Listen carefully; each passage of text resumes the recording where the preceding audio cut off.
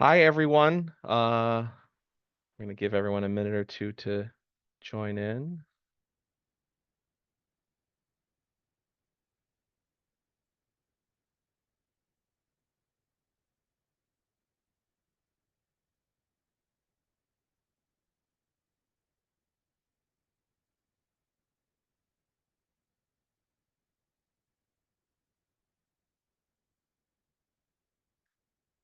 All right, we have a great turnout. Thank you, everyone, for joining today. My name is Brian Lucarelli. I'm the Chief Strategy Officer at CTS. This presentation today is going to be about cybersecurity, which everyone loves to talk about, and we have some really interesting topics to go over. I do have a colleague, David, who will be joining me shortly once we fix an issue with Zoom webinar. But I have some things to go over before he gets here anyway. So without further ado, talk a little bit about agenda. So for today, we're going to talk a bit about CTS. I can see from the attendees that there are a number of new faces and also some clients that we work with on a day-to-day basis. So thank you for joining. Uh, this webinar is it is recorded.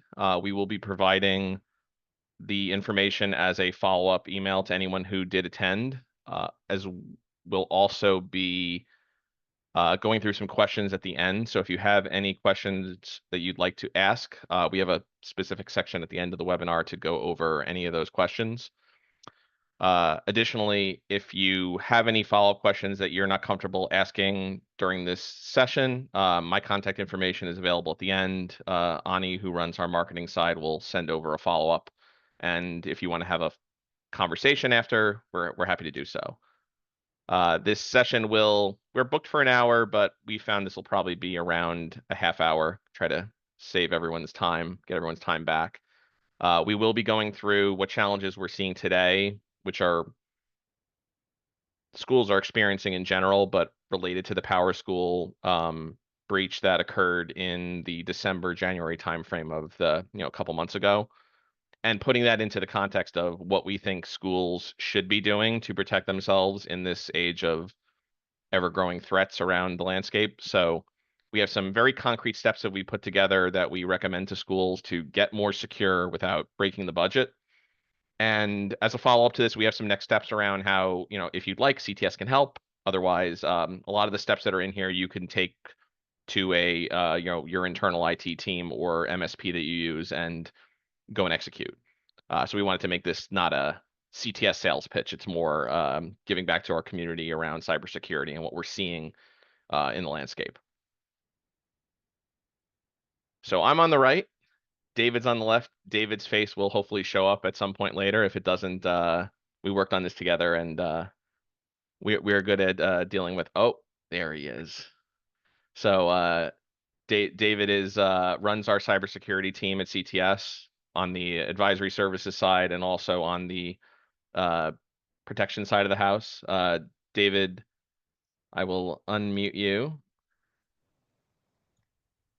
Can you speak? Excellent. Thank you, Brian. Hello, So everyone. I apologize for being a couple of minutes late.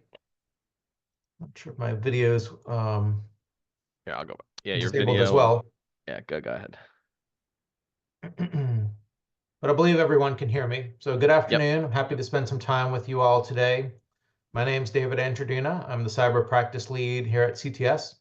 Have about 20 years of IT experience, heavily focused in cybersecurity risk management. Spent a lot of time working with financial institutions and other regulated businesses comply with the Gramm-Leach-Bliley Act Data Safeguards Rule. That framework is an information security standard that is federal law for regulated institutions such as banks and other financial institutions. And that model is really being adopted by more and more states and applying to other types of organizations, including schools. So hopefully this webinar is helpful for you today, and we help you improve your cybersecurity. Thank you, David. A little background on CTS. So we've been in business since 2010, about 100 employees based in Brooklyn, New York. We provide support to over 100 organizations, a mix of school, nonprofits, and some commercial clients as well. Um, our core set of services are typically around IT support and cybersecurity. We also do project services, but in general, we've been in the education space for about 15 years, and the last 3 years, I'd say we've had a significant focus on the cybersecurity side, partially because of client requests, partially because we've seen the need, and education has been a a vertical where there isn't a lot of cybersecurity traditionally because of the cost. And unfortunately, I'd say fortunately, a lot of those costs have started to come down. A lot of systems that schools would have had to purchase um, are starting to become more affordable. And thankfully, from the E-rate perspective, there are strides being taken now towards allowing schools to take advantage of E-rate funding for cybersecurity. Not every school. Right now, it is a pilot program within the federal government, but the expectation is that once that pilot program goes through the next couple of years, funding will start to open up for a lot of the services that we are recommending today to clean up cybersecurity. So go to the next one here. Current challenges that we're seeing. So generally, there's three main pieces that we're seeing as major challenges. The first is just the overall risk of a data breach. Schools are being targeted, as are nonprofits and other organizations. If there's an expectation that you have less capacity to spend, those are the types of organizations that are more likely to be targeted through an external threat trying to get into your systems. So, a data breach is, just on face value, it does not sound like a good thing. It's not something that you want to have happen in your organization. But in general, having a data breach is likely to lead to things like, on the regulatory side, if you're in New York State, there's the Ed Law 2D, there is the New York Shield Act, and then in other states there are privacy laws that, will lead to fines and other legal actions if you're unable to, prevent a data breach. And data breaches do happen all the time. They're not often reported in the public because most organizations don't want people to know that they went through them.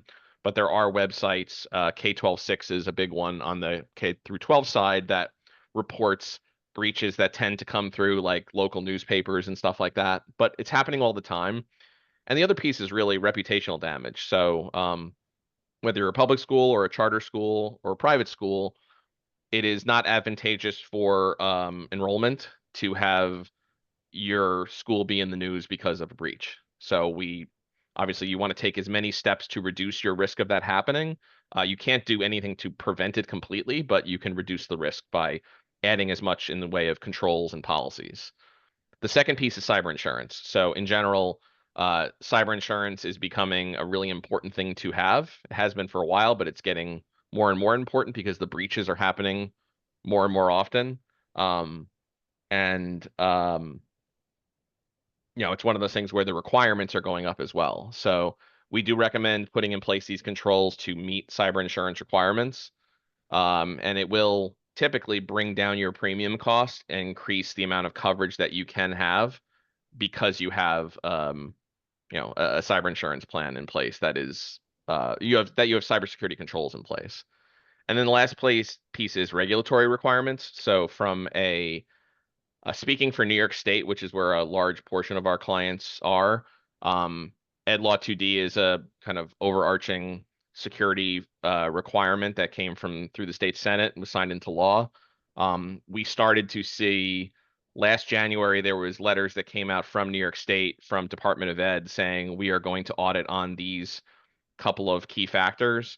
And the expectation is that at some point those auditors would come knocking and actually have the meetings that they suggested. We heard nothing through the first year. And then last month we had our first two clients that received notices around here's a bookings link, meet with us in the next 2 weeks, and we're expecting you to come and present what policies you have, what controls you have in place, specifically to a T to what they requested or put in that letter that got sent out last January. So we're actually having our first meeting with auditors on tomorrow for one of our clients, and we're expecting to send out some communications to all of our clients and anyone on this email. If they want to receive that communication, we're happy to share around what we've learned from that experience and just validating that the things that we are recommending and suggesting here are the things that will protect you when that situation comes about where you inevitably do end up in front of the state. And if you are in another state, if you're in Rhode Island or Connecticut or another state, um, New York and California tend to be the model for data privacy standards. So if it's not in your state now, it will be eventually if there isn't a federal standard. And now I will pass to David, and I know your video is not on right now, but I think that's a setting in Zoom. So I'll look at that if you want to talk through. I guess these are the cyber attacks. We can kind of go through this fast. We went through a bit of like what are we seeing out in the landscape, and there's two New Jersey districts, state payroll system in Massachusetts, Department of Ed in New York City got hit with a major breach 2 years ago. And then obviously PowerSchool is the next big one that I'll pass to David, and David, I'll get your video working if I can. Sounds great. Thank you, Brian. As Brian mentioned, these cyber attacks happen almost weekly. Every day some new headline is in the news. PowerSchool's event happened in late December over the holiday break. So a lot of schools were closed. A lot of people weren't paying attention. And while that was occurring, a bad actor had compromised a legitimate account of a PowerSchool team member who had administrative access throughout the entire student information system.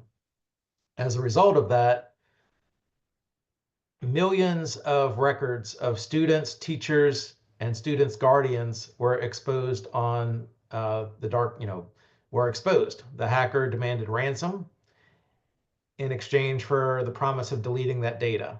So the reputational damage, as Brian mentioned earlier, is significant, but there's some clear lessons learned when you Monday morning quarterback an event like this that you can take away. The principle of least privilege comes to mind. The Rayson Cruise maintenance account had administrative access, and that was not protected by multi-factor authentication. So obviously that's some low-hanging fruit that account could have been locked down, escalated to admin level only when needed, and this event would have been a lot less severe. 24/7 monitoring is also vital, and it's not as expensive as many organizations think it may be. But in this case, the impossible travel red flags would have triggered because the hacker was from the eastern part of the world in the Ukraine area. Also logging in the PowerSchool headquarters is what's known as impossible travel. That account really could have been disabled and locked down through an active response policy if you have a program like 24/7 monitoring in place. And as we mentioned before, when you're closed, your network is still open. Bad things can and do happen at our night when we're sleeping. Hackers, it's perhaps their daytime. And then in the holiday period, when people are paying less attention, your network is still on and available, and in this case, breached. Most ransomware attacks encrypt the data. And in this case, it was unique in that the data was left usable, thankfully, in the PowerSchool SIS system. All of the school clients that I've worked with were impacted by this. We did log file analysis and confirmed the breach. The period of time was from December 19th through December 28th, which is a long time where the hacker played in the database and would have triggered all types of alerts and really could have been locked down much sooner than it was. But in the scenario where the data had been encrypted, your school couldn't have just turned back operations on normally when you came back from the Christmas holiday and the New Year's holiday. So that's where having a reliable tested backup becomes vital. And I don't know how many schools have gone through that thought exercise and really planned out what would we do if we couldn't access our student information system. Let me jump in, David. I think one piece that and you can actually start your video now. Figured out the setting there. Perfect.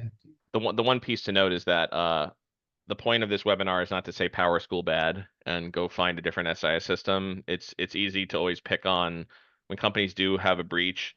There tends to be an ambulance chasing effect with competitors where other SIS systems will say this didn't happen to us. It could happen to anyone.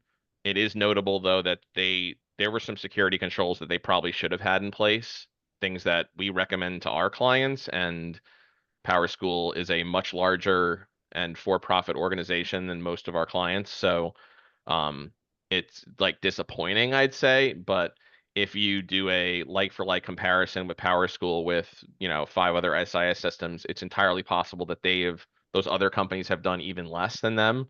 It's a question of everyone trying to catch up. So, point of this is not to poo-poo PowerSchool too much, but there are lessons to learn, which are very relevant considering it happened just 2 months ago. So, back to you, David. Absolutely. And to their credit, PowerSchool has been very forthcoming and hosted a lot of webinars and really disclosed what happened in a very transparent manner and has stepped up and offered identity protection and credit monitoring to those affected parties. And to Brian's point, hacks take on many different shapes and forms and really could happen to any organization.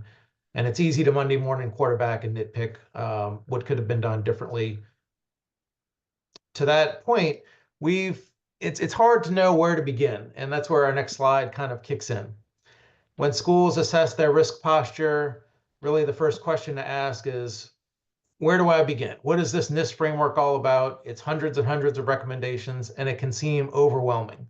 We've boiled that down here at CTS into 10 prescriptive steps that we try and make this a lot easier that would make an immediate impact on improving the cybersecurity at your school. It's vendor agnostic. Your IT team could implement some of these controls. Licensing and software tools can help with other controls.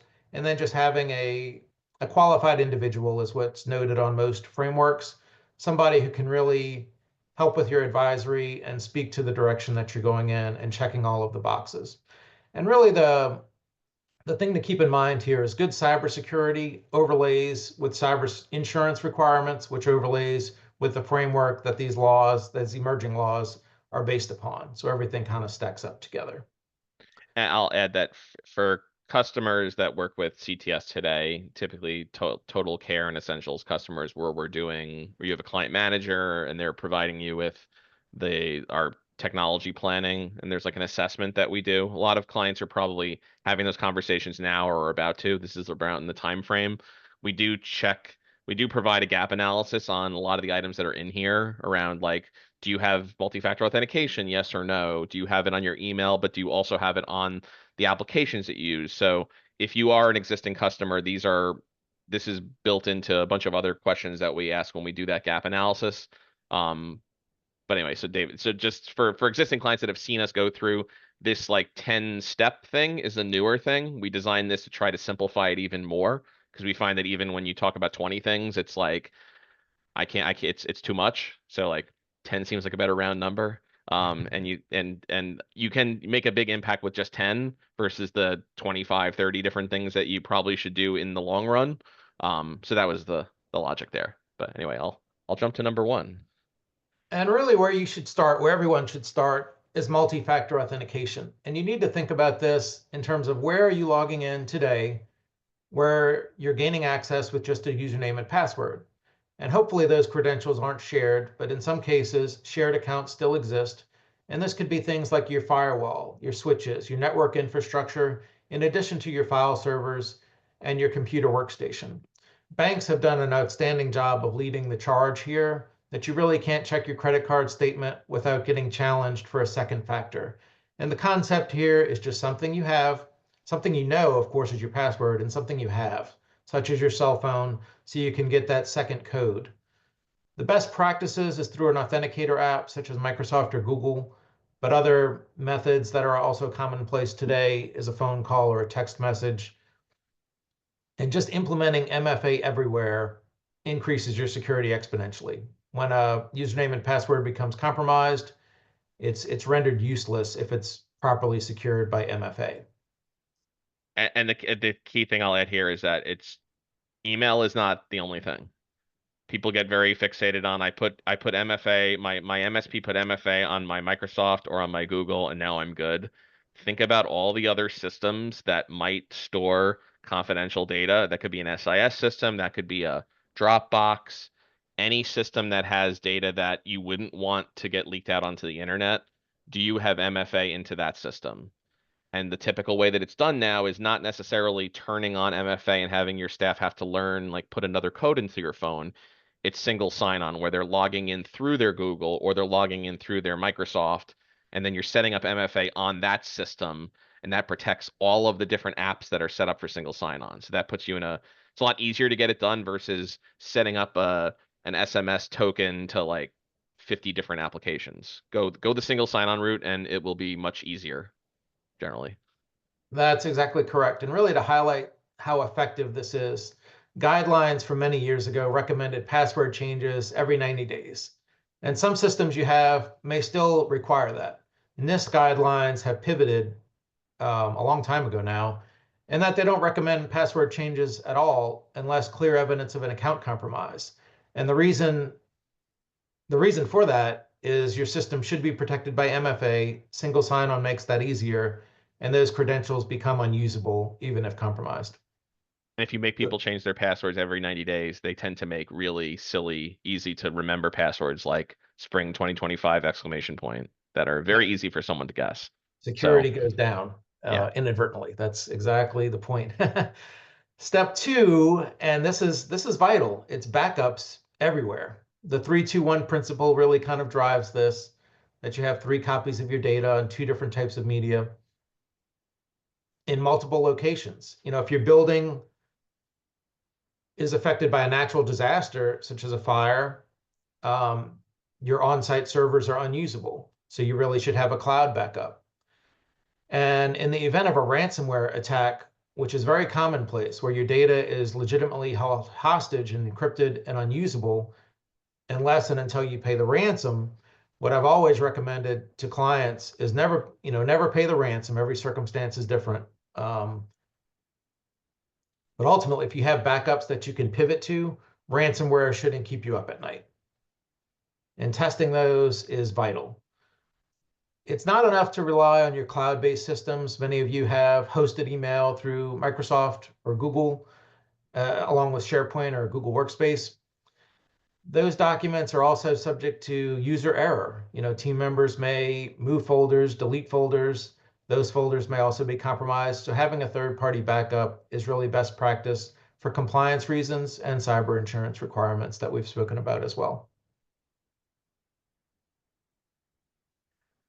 Step 3 is where some of the magic begins to happen, a managed detection and response program.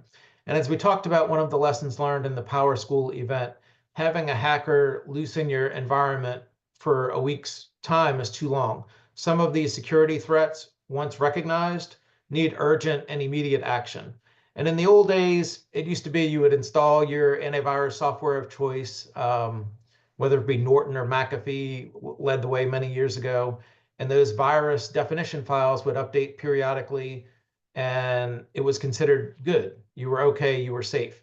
Threats have evolved nowadays where they're considered zero-day attacks, where a vulnerability is known and exploited before a fix is made available. And so managed detection and response is really the concept of artificial intelligence working for your computer, for your organization, for your network, coupled with a human security analyst who can interpret the data and take urgent action, isolating endpoints off of a network so the problem doesn't spread and can be minimized, really is what we're talking about here. This is no longer cost prohibitive. Not too many years ago, this was very expensive to have 24/7 live coverage. Nowadays, the cost has come down considerably, and it really is an important step for proper data security. This is a security guard for your data, for your systems. This is the technology has a memory. It's remembering what things happen. So if you need to go back, you can do it. Think of it as a security guard. This is typically the most expensive piece of this overall set of things you need to do. This is one of the items that is covered by that cyber pilot program, MDR. All of these EDR, XDR, NDR, they all roll into the same thing. Feel free to Google if you want to, but MDR is the kind of overarching. You have all of these tools. Managed means that you have someone paying attention, not just a guy, not the IT guy. It's a set of people that are watching 24/7, and whatever can't be solved by the technology, just doing it based on a rule. There's someone that has credentials looking at it and going, that doesn't look right. I think we need to do something to check. We need to check this a little bit more and identify if there is a real problem here. This is the piece that seemed to be lacking with PowerSchool, where they didn't like someone was in the environment for 2 weeks. Something should have, some booby trap should have been tripped during those 2 weeks to go, wait, why is that thing happening? Why is someone viewing that system that we've never seen before? Um, so this is the piece that has the most expense, but this has come down in cost by literally like 70-80% from 5 years ago, especially with schools. This was never cost effective. It's gotten a lot better. So I'll go to the And next one of one. the alarms that should have triggered in the PowerSchool event is all of that data leaving the network. We mentioned the impossible travel scenario, but in this case, multiple schools, multiple student and teacher database records were all leaving the network all at once. So that mass data export is something that a 24/7 monitoring tool typically alerts on and catches and can isolate to minimize the damage. Step 4 on our journey is a remote management and monitoring tool. And this really truly is where the magic happens, because in the old days, you used to have to touch a computer physically to properly support it. Those days are long gone. And through an RMM tool, you can patch the system. You can define a corporate policy of how you want that system secured. And you can push all of this out remotely through your RMM tool. If you can't measure it, you can't manage it. You can't manage it, as the old saying goes. And this is really the digital version of that concept. This is a catalog of all of your electronic systems in one place, and the health of those systems. Is it out of memory? Is it running low on disk space? Is it up to date on patches? Was it turned off for a period of time and is now out of compliance with our network standards? So that all happens through an RMM tool.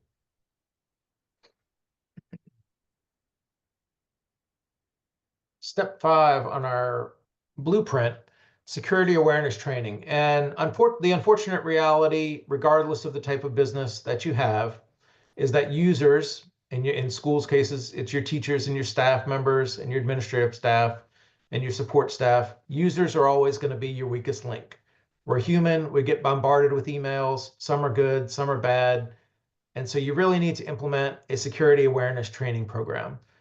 The low bar, the low water level of a cyber insurance requirement is that you do it annually, but ongoing training is really most effective in that you test your staff on phishing campaigns. So if they make a mistake, they're trained and learned what to watch for, as opposed to falling victim to an actual scam that compromises your network. Annual training is also important, so the program can touch on topics that are relevant today. Phishing scams are common today, but it's now pivoting to text message scams called smishing. Social engineering scams, where they're trying to trick somebody into believing they're interacting with a decision maker of an organization, is also on the rise. And so these pre-canned programs, whether it's recorded videos or live training, is readily available to address and train your team on new and emerging threats.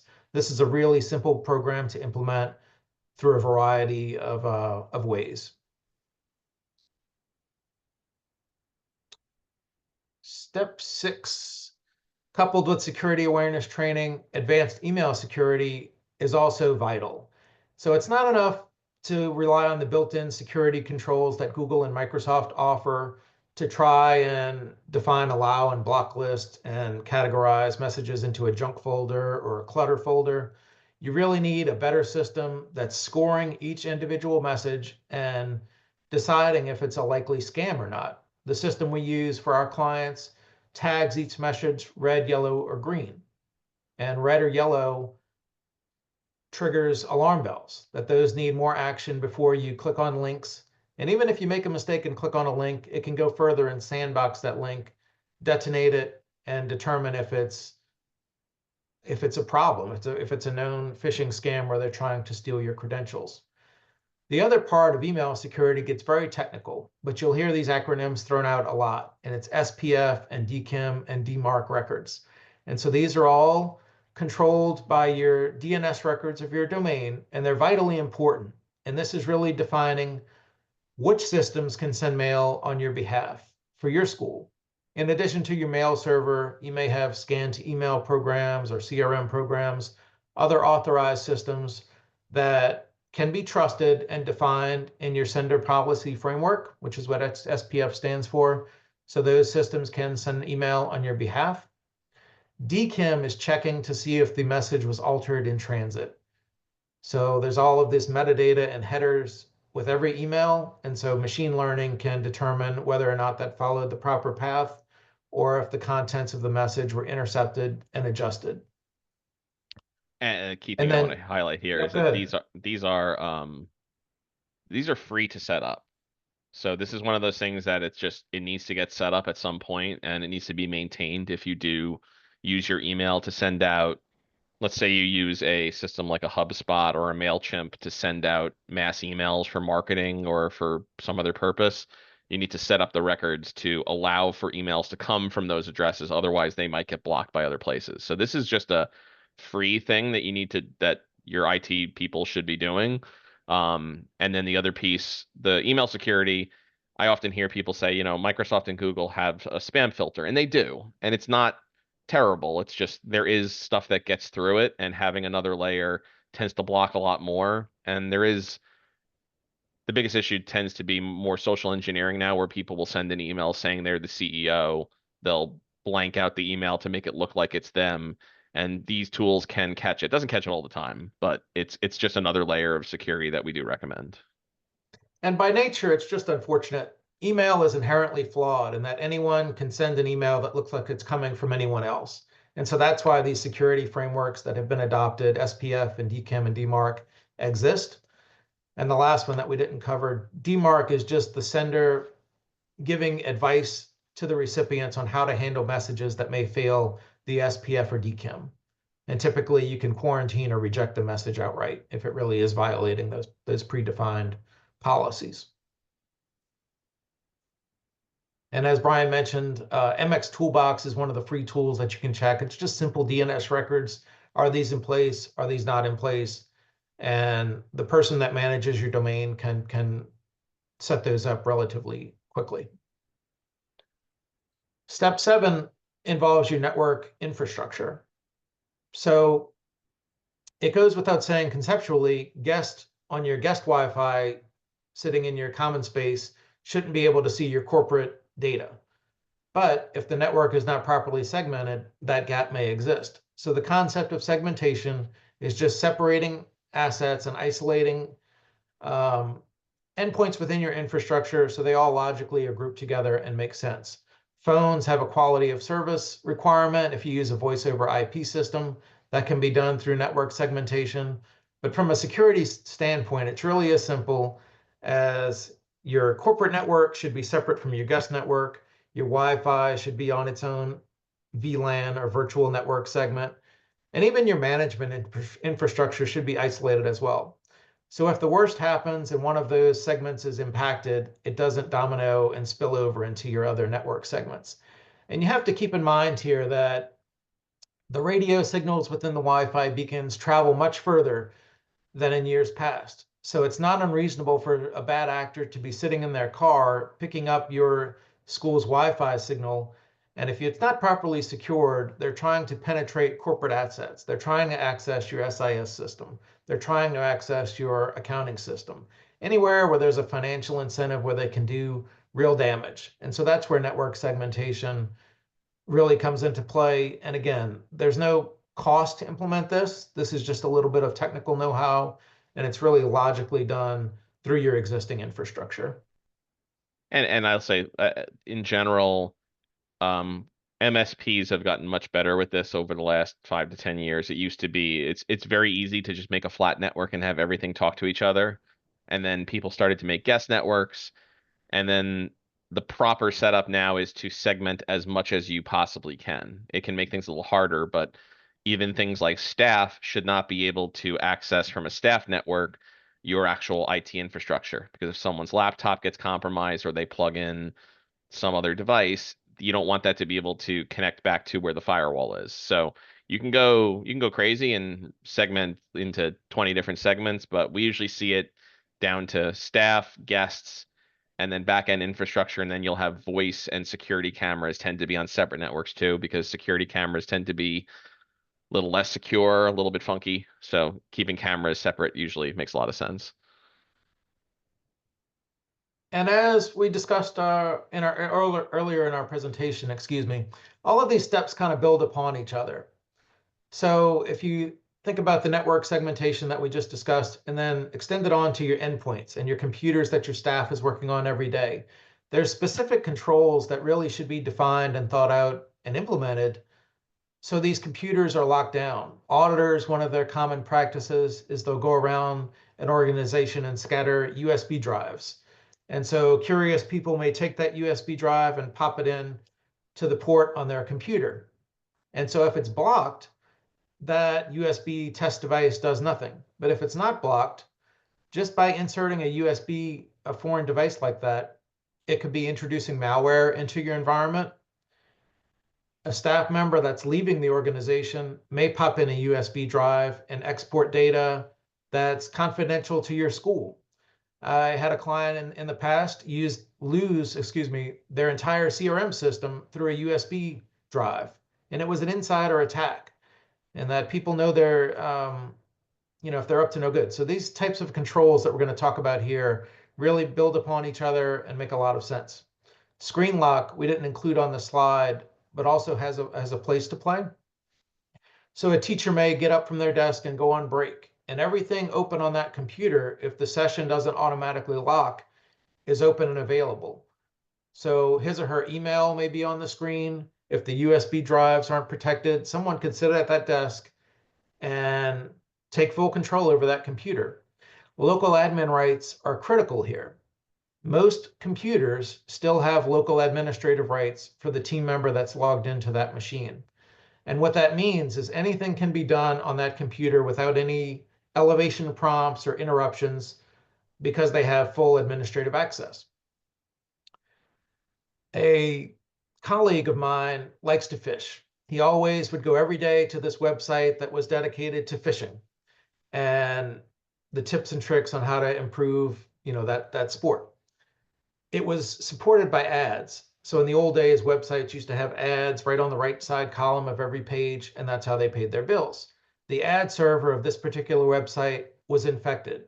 So just by him visiting the website and having local admin access to his computer, visiting the website and that compromised ad that was served up that he wouldn't have known, he wasn't doing anything malicious, introduced ransomware onto his computer. All of his data was encrypted. There were no local backups at the time, and it became a true mess.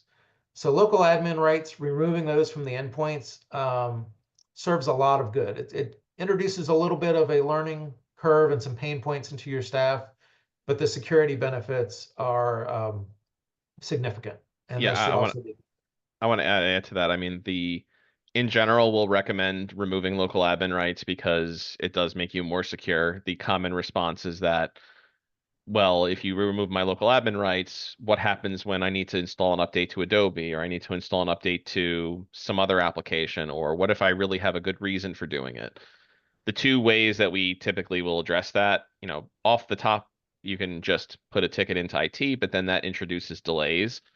There is software that exists now, which we've started deploying to some clients where it improves the overall process of dealing with not having admin rights. So we can write rules ahead of time that give you temporary elevation of privileges for certain types of things all the time, but then still block someone from installing some, random malware off a phishing website, right? So that's the difference is that one carries a licensing cost. There's software that has to be deployed and you pay a vendor for that software, but everything that you're doing is incrementally making yourself less likely to have something happen.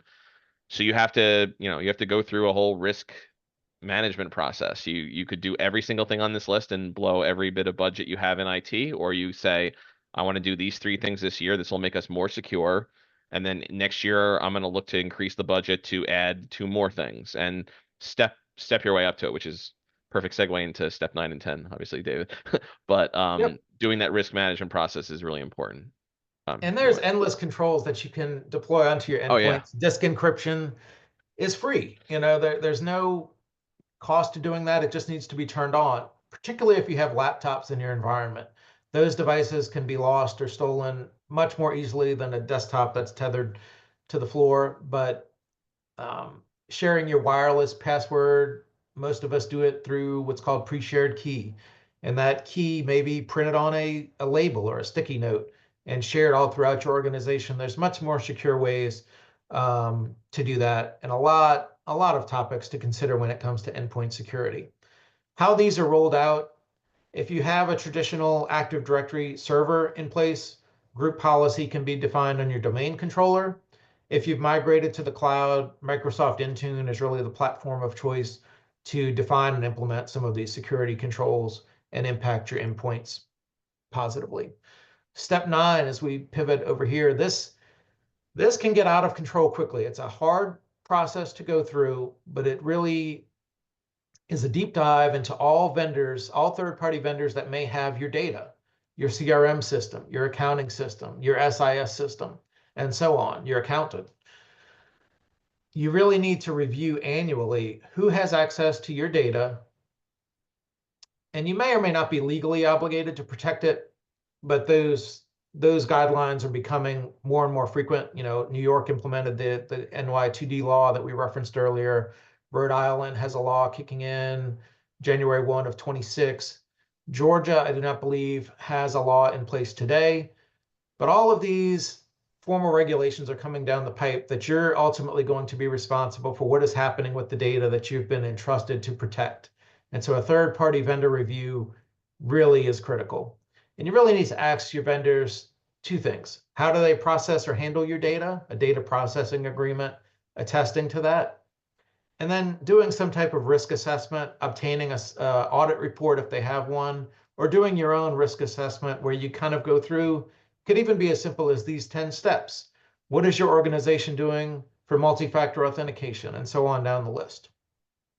So you get a better picture of your third-party vendor risk. Sorry, here we go. Last one. The last step in our little 10-step prescriptive program is a cyber governance program. And this really aligns well with the NIST framework that we'll talk about in a second. The first step of that is, what framework are you going to model after? So you're not just taking my word for it or Brian's word for it. CTS has chosen to model after NIST. That's the National Institute of Standards and Technology. That framework is a set of dozens and dozens and dozens of recommendations and regulations that are designed to be flexible so you can implement what makes the most sense for your environment. The governance around that is you do the thought exercise of defining, this is where my risk is, this is how I want to address it, and you put it down on paper. So you have an action plan of who's doing what in terms of data security. And that's where a good governance program comes into play. And to Brian's point, tomorrow we're going to be doing our first audit with the New York State Education Department.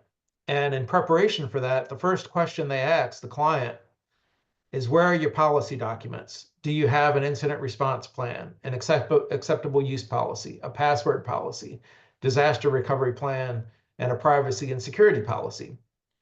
So all of our clients have that today, and those were uploaded into the portal. But if your school was flagged tomorrow or next week by your state education department, are you ready? Do you have this governance program in place? And Brian's pulling up the little boxes to check on the screen right now. This is the exact document that we were shared going into that meeting, and the idea is that we're going to go through that meeting and we're going to check boxes, and anywhere where we're not checking boxes, they're going to note that. And we're unsure at this point what that will actually yield for how many times you're not checking that box. And again, this is New York State, and I know there's some people on here that aren't from New York, but the lessons here are relevant. Whether these become fines, whether they become impacts, if you're a school that has a kind of, if you're a charter school, that would be an issue with having your charter renewed with SUNY or something else. Where we're concerned to know, like, what happens if someone isn't doing those things. So we're recommending the client that we're working with tomorrow has done everything we've asked them to do. So we're expecting it not to be a challenging meeting. But the next one that we have up is one that hasn't done any of the things we asked. So we're interested to see what happens if you say, I don't really have any of these things, except for maybe patch management. What does that actually result. So it's an interesting process, but building out the policies, as David said, and then having a risk management program around it is really critical. And I know we are coming up on 10-2 since we got a little bit delayed in the beginning. Um, so David, if I think really quickly we can touch on NIST CSF, just what it means. I think people can look up, but I want to leave some time in case there's any questions. Yep, and we can pivot to the next slide just to speed along because they kind of go hand in hand together, but this is Yeah. a visual representation of NIST. As we mentioned earlier, our framework, even these 10 steps, models after NIST. And so NIST is a broad concept of what you should do to improve your data security, and it's really modeled after 6 categories. And it's really kind of a circular process. The governance program is the core, and that's what we just talked about, having the policies defined. So you're really thinking about data security and how it impacts your school. But when you broaden out from there into the day in and day out world of doing business and how cybersecurity may impact that, you start to identify these are my risks. How do I protect them? And it just kind of goes in a circle. Once you're protected, you still may have threats that try and penetrate those defenses. So that's where your managed detection and response system may come into play, triggering some action. If you have a breach, you obviously have to respond to it before you can recover and get back to business. So this overall circular framework that NIST defines is publicly available on the internet, but it can be overwhelming. It's 18 categories, 106 subcategories, and various recommendations or outcomes to really get your school thinking about cybersecurity. And the number one question I'm always asked is really, where do I start? And so that's why Brian and I at CTS have done a great job of boiling it down into here's your top 10, here's your low hanging fruit. Let's start here. So that's what we've tried to do with this presentation. And the first place to start is really just a baseline audit. We offer one, a low level one for free, just so you can get a snapshot in time of where you are today and where you need to be. Yeah, as a follow-up to this meeting, this conversation, I provided some resources here, and again, we'll send over a follow-up with these links. But there's been some nonprofits and also governmental entities that have done reports in the last 2 years around general recommendations for any schools in the US and what they should be doing for cybersecurity. It includes, some of the direct recommendations like we're giving here. Some of it is more broad. Here are some services you can take advantage of. So I definitely recommend taking a look at them. It's going to be a little bit of echoing of what we've already talked about here, especially the K-12-6, which this is great because it's very prescriptive like our thing. There's just a lot more there, so we felt like getting it down to 10 that are really just like you can just do them is helpful versus like, oh, I guess you could do one of these 5 things. Is a little bit harder to do as a business owner, as a executive director, as a director of ops. It's just tell me what to do and how much it costs, and I'll see if I can get the funds for it, is how that conversation usually goes. Um, so beyond that, as David mentioned, if you're an existing CTS client, we do assessments as part of our strategic planning. If you are not a CTS client, feel free to reach out. We do have this no cost cyber assessment that we developed that isn't that does provide a lot of value. It doesn't require you to do anything paid with us in the future. If you want to, super. If you don't, just take it with you and make some uh hopefully it's impactful for your organization. And with that, I think we are at the end, and I will pull up and see if there are any questions. Um, 2 questions I see here. How could CTS protect schools if a vendor like PowerSchool has a impact like this? Um, I think in the way that we have so far, we've basically we can't technically protect against what PowerSchool does.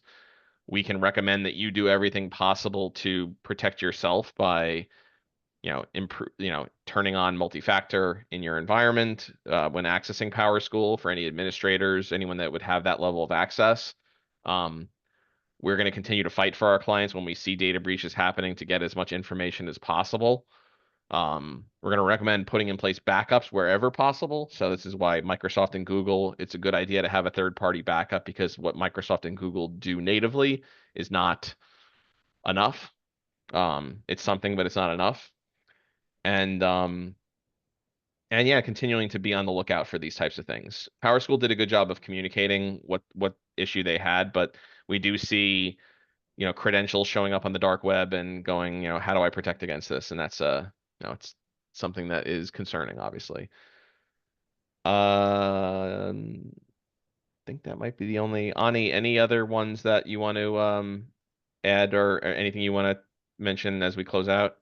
Yeah, I got like two or three other questions prior to the webinar from attendees. One was, I guess, people had asked, someone had asked if there was a suspicious email going around from PowerSchool. So they had received a communication from PowerSchool, but the either the from or the overall message had some other logo. How do you know how to trust um, that type of So message? yep, so that's a great question because we have a lot of inquiries from our clients about that correspondence. PowerSchool has offered credit monitoring and identity protection through Experian. And so these notification emails that are going out, we've analyzed them, they are legitimate. And it just was unclear that it was coming from PowerSchool because it was a third-party company sending on their behalf. So that communication, if you have received, is going out to all affected individuals, which is in the millions. Candidly, this was a worldwide attack that affected lots and lots of schools and all of your students and educators in the database. So this offering through this email is for complimentary identity protection and credit monitoring through PowerSchool via Experian. So that's what that email is about. And it So it is is legit. So it is legitimate. legitimate, but it's you're gonna have situations like that where an email comes out, and if they don't properly test ahead of time and say just expect an email to come, it's just gonna come from some large, you know, large entity like Experian, and so I can see why people would have been naturally guarded in not wanting to click it, but it was a legitimate email. Okay. Thank you. The other question I had was when it comes to employee cybersecurity training, if if school has never done it before, where do they start? I know you had a slide on that, but what's the low-hanging fruit there? Um, David, you want to take? Yep, you need to pick a system. So there's a lot of security awareness training providers out there. We partner with a company called Wiser that's been very effective for us, and it helps run our annual security training, not only in-house, but we offer it to our clients. There's other programs out there through a quick Google search, and that would really be where to begin, that you need to pick a program and implement it. The implementation is where it can be a little bit difficult or challenging, and that's just where having a technical resource, in-house IT, or your outsourced IT, or a trusted advisor, um, if you need help implementing that. The easiest, the if there's zero budget to work with to do this thing, there are free options out there just to get videos out to your staff. That's the lowest hanging fruit, Ani, I'd say.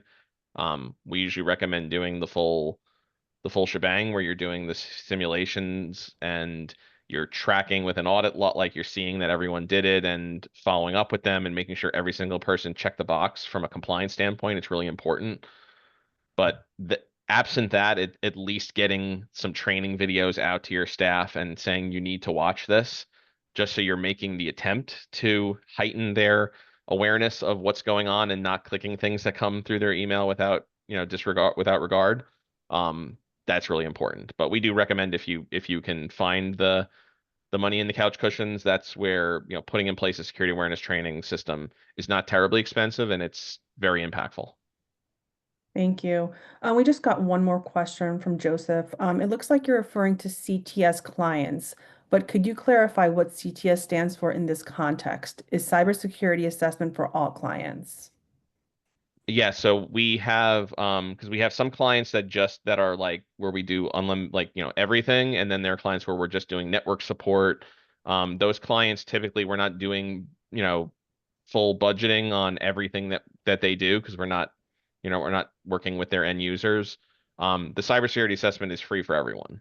So if you have any interest in doing that, just reach out to your client manager, or you can reach out to me at the conclusion of this when Ani sends over the notes, and we're happy to get that together quickly for you. Great. Are And I there any think we're other at time. questions? I think we're at time now, right? Okay. Any questions? Okay. Thank you. Well, thanks, everyone. All right. Thanks, everyone. Thank you very much.